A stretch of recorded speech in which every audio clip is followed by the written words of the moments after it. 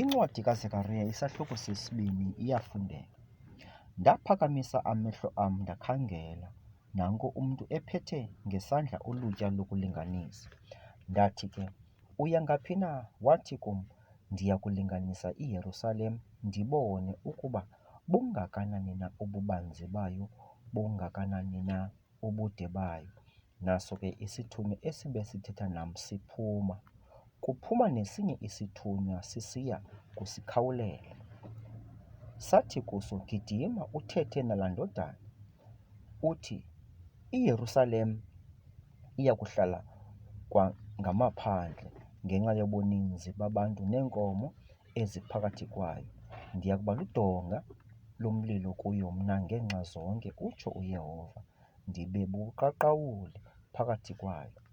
Wenani, wenani, sabani elizweni langasentla," utsho uYehova, "ngokuba ndiniphangalalisa njengemimoya yomine yezulu," utsho uYehova. Ziyoni, zisindise wena uhleli nentombi enguBhabhele, ngokuba utsho uYehova wemikhosi ukuthi, "Undithume ukuphuthuma uzuko ezintlangeni ezanebhonyulayo, ngokuba onichukumisayo uchukumisa ikhozo leliso lakhe, ngokuba uyabona, ndiya kulingisa ngesandla sam kuzo, zibe ngamaxhoba kwababenikhonza, nazi ukuba uYehova wemikhosi undithumile. Memelela uvuyo, ntombi enguZiyoni, ngokuba uyabona, ndiyeza ndihlale phakathi kwakho, utsho uYehova. Kuya kuthelela uYehova iintlanga ezininzi ngaloo mini, zibe ngabantu bam, ndihlale phakathi kwakho. Wazi ukuba uYehova wemikhosi undithumele kuwe.